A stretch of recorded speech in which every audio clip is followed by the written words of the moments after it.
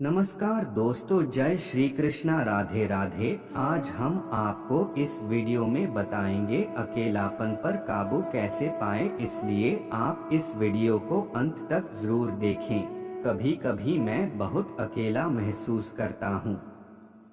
मुझे नहीं पता कि इससे छुटकारा पाने के लिए क्या करना चाहिए। मुझे किसी ऐसे व्यक्ति की जरूरत है जो मेरा साथ दे और जिस पर मैं भरोसा कर सकूं।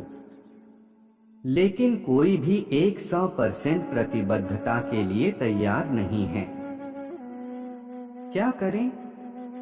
कोई भी साथी जब चाहत या कमी से निकलकर योगदान देने की ओर बढ़ता है तो वह लंबे समय तक चलता है। आप इस दुनिया में अकेले आए हैं। भले ही आप जुड़वा बच्चे ही क्यों न पैदा हुए हों, आप अकेले ही हैं। जब आप यहाँ से जाएंगे तो अकेले ही जाएंगे।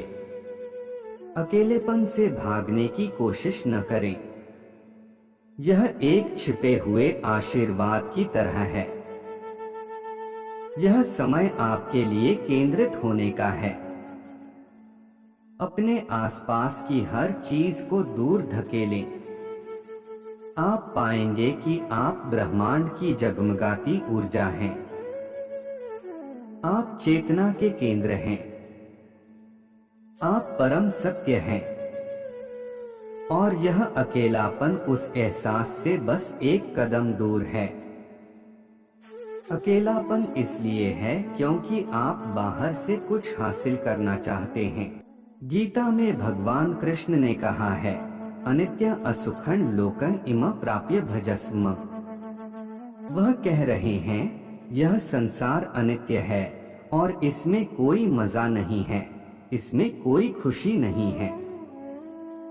मेरी ओर देखो, मुझ में विलीन हो जाओ। अपना ध्यान मुझ पर लगाओ। अब समय आ गया है कि तुम ऐसा करो। किसी साथी या बाहर की किसी चीज की तलाश करके अपने अकेलेपन को भरने की कोशिश करना कारगर नहीं होने वाला है। जान लो कि तुम इस ग्रह पर कुछ देने के लिए आए हो और फिर अपना सामान समेट कर चले जाओ। बस इतना ही, तुम यहाँ कुछ देने आए हो। यहाँ से कुछ भी लेकर मत जाओ। जब आप इस ज्ञान में या अपने अस्तित्व के केंद्र में पहुँच जाएंगे तो आपको बिल्कुल भी अकेलापन महसूस नहीं होगा। आपको लगेगा कि आपके आसपास की चेतना जीवित है। आप सभी को अपना मित्र मानेंगे। वे चाहे जैसे भी व्यवहार करें, इससे कोई फर्क नहीं पड़ता। आपकी तरफ से वे आपके मित्र हैं। आप एक माँ की तरह बन जाते हैं, क्योंकि एक माँ को कभी भी इस बात से कोई फर्क नहीं पड़ता कि बच्चा शरारत कर रहा है या नखरे कर रहा है, लात मार रहा है या चिल्ला रहा है। बच्चे हर तरह की हरकतें करते हैं। उसे इस बात से कोई फर्क नहीं पड़ता कि बच्चा मुस्कुरा रहा है या रो रहा है। उसे लगता है कि बच्चा मेरा है। आप इतने बड़े महसूस करेंगे कि पूरा ब्रह्मांड, पूरी दुनिया आपको अपना हिस्सा महसूस करेगी। अकेलेपन से मुक्ति पाने का यही तरीका है। यह आपकी मानसिकता से मेल खाने वाले किसी व्यक्ति की तलाश करने से नहीं होता। यह कुछ समय के लिए ही मेल खाएगा, क्योंकि प्रकृति ने आपको इतना अनूठा बनाया है। आप में से हर एक के अंगूठे का निशान अलग है। यह अपने आप में आपकी विशिष्टता को दर्शाता है। आपको कोई साथी मिल सकता है और आप 7 साल या 10 साल तक बहुत अच्छा महसूस करते हैं। लेकिन आप जानते हैं, 40 साल के बाद भी लोगों को लगता है कि वे कभी साथ नहीं थे। आप आश्चर्य करते हैं कि वे 40 साल तक कैसे रह सकते हैं और अचानक कह सकते हैं, हम एक दूसरे से मेल नहीं खाते। हम इतने अलग लोग हैं। चलो जागो और देखो। अपने खालीपन को भरने के लिए किसी चीज या व्यक्ति की तलाश मत करो। एक कवि का गीत है जिसमें कहा गया है, मेरा प्रिय मेरे सपनों में मेरे पास आता है। जब आपको लगता है कि यह पूरी दुनिया एक सपना है, तो आप अपने प्रिय से हाथ मिलाते हैं। मैं आपके किसी रिश्ते या परिवार या शादी के खिलाफ नहीं हूँ। आप अपने जीवन साथी या साथी को पा सकते हैं, लेकिन उनसे कुछ पाने की चाहत से नहीं। आप एक ऐसी साझेदारी की कल्पना कर सकते हैं जहां आप संतुष्ट हों और आप सिर्फ दूसरे व्यक्ति के लिए योगदान दे रहे हों। ऐसा रिश्ता लंबे समय तक चलेगा। जब भी आपको अकेलापन महसूस हो, तो बैठकर ध्यान करें, भजन या गाने सुने। आपका प्रियतम आपके भीतर है। आपको बस अपने भीतर देखना है। एक बार जब आप अपने भीतर प्रियतम को पालेंगे, तो आप उसे सृष्टि में हर जगह पाएंगे। अच्छे लोग मूर्खता के कारण कष्ट भोगते हैं। मासूमियत और मूर्खता में अंतर कैसे समझें? अच्छे लोग मासूम होते हैं, यह शब्द अपने आप में ही स्पष्ट है। मासूमियत दिल की होती है और यह निर्णयात्मक नहीं होती। क्या आपको समझ में आया? ऐसा मत सोचिए कि मासूम और बुद्धिमान होना संभव नहीं है। मासूम लोगों की मूर्खता का कोई मूल्य नहीं है, इसी तरह बुद्धिमान लोगों की कुटिलता का कोई मूल्य नहीं है। सही संयोजन बुद्धिमत्ता और मासूमियत है, और यह जाहिर है मिलना दुर्लभ है। लेकिन मैं आपको बता रहा हूं कि आप इसे पाने के योग्य हैं।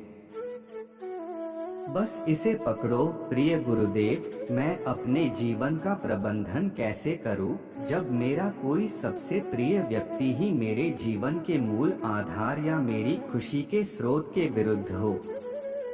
इसे अपनी तपस्या समझिए, अपनी सारी कुशलताओं का इस्तेमाल कीजिए। मुश्किल हालात आपके अंदर की कुशलताओं को बाहर लाते हैं। अगर सब कुछ ठीक ठाक चल रहा है, तो आपकी कुशलता का कोई मतलब नहीं है। आपको पता भी नहीं चलेगा कि आपके अंदर कुशलता है या नहीं। परिस्थिति जितनी मुश्किल होगी, आपको अपने संवाद के तरीकों के बारे में उतना ही सोचना पड़ेगा। दूसरे व्यक्ति से कैसे संवाद करें, किस परिस्थिति में क्या करें, इन सब बातों से आपके अंदर बहुत सारी हताशा पैदा हो सकती है। और यही चुनौती है जिसे आपको स्वीकार करना है। इस चुनौती से निपटने के लिए आपके पास कई तरीके हैं। अपनी बुद्धि का इस्तेमाल करें। संचार के अपने सभी कौशल का इस्तेमाल करें।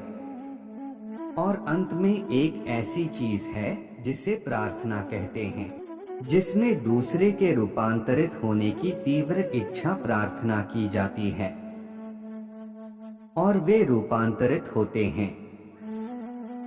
क्या यहाँ पहले से ही कई लोगों के साथ ऐसा नहीं हुआ है? दर्शकों में से कई लोग अपने हाथ उठाते हैं। इस परिस्थिति को अपनी बुद्धि, संचार कौशल और अपनी प्रार्थना या संकल्प की शक्ति की परीक्षा के रूप में ले। गुरुदेव, मन क्या है? मैं अभी भी मन और चेतना के बीच का अंतर नहीं समझ पाया हूँ। क्या तुम मुझे देख रहे हो? क्या तुम मुझे सुन रहे हो? देखो, अगर तुम्हारा मन कहीं और है, तो भले ही तुम्हारी आंखें खुली हों, तुम मुझे नहीं देख सकते। भले ही शब्द तुम्हारे कानों में पड़ रहे हों, तुम मुझे सुन नहीं सकते।